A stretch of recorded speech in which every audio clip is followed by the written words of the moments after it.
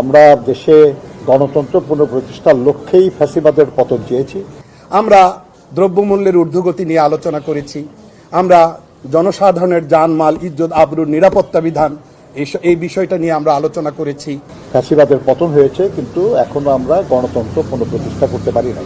এই গণতন্ত্র পুনঃপ্রতিষ্ঠার লক্ষ্যে দেশে জনগণের ভোটের মাধ্যমে অবাধ, সুষ্ঠু, নিরপেক্ষ এবং অংশগ্রহণমূলক একটা নির্বাচনের মাধ্যমে দেশে গণতন্ত্র পুনঃপ্রতিষ্ঠা হবে ইনশাআল্লাহ।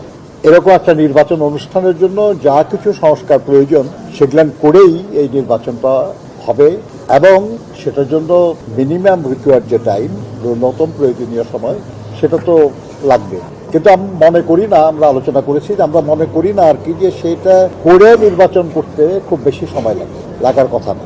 যাই হোক, এ ব্যাপারে আমাদের যাদের সঙ্গে আমরা আলোচনা করেছি, জমিয়তে উলামায়ে ইসলাম বাংলাদেশ, তার মহাসচিব জনাব মাওলানা মঞ্জুরুল ইসলাম আফেন্দি সাহেব, উনি আপনাদের সামনে বক্তব্য রাখবেন। ধন্যবাদ।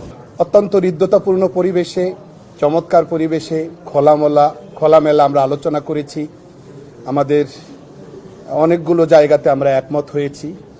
প্রথম যেই জায়গাটা আমরা একমত হয়েছি সেটা হলো যে মহান আল্লাহ তাআলার অপার অনুগ্রহে বহু শহীদের শাহাদাতের মধ্য দিয়ে বাংলাদেশ ফ্যাসিবাদ থেকে মুক্ত হলেও পরাজিত ফ্যাসিস্ট এবং তার দোসরদের অবিরত কূটচাল আর ষড়যন্ত্র থেকে, চক্রান্ত থেকে দেশ এখনো পর্যন্ত মুক্ত হয়নি।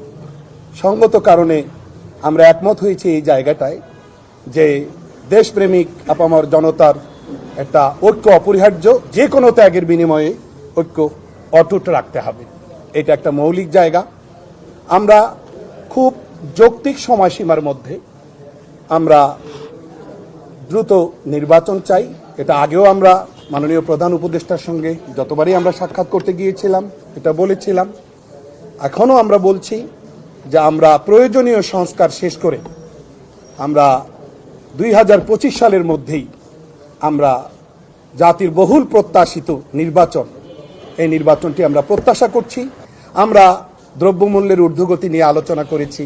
আমরা জনসাধারণের জানমাল, ইজ্জত, আবরুর নিরাপত্তা বিধান এই বিষয়টা নিয়ে আমরা আলোচনা করেছি। আগামীতে রাষ্ট্র ক্ষমতায় আসলে কোরআন সুন্নাহ বিরোধী কোনো আইন করব না, এইরকম বিষয়টা আমাদের মধ্যে আসছে। আলহামদুলিল্লাহ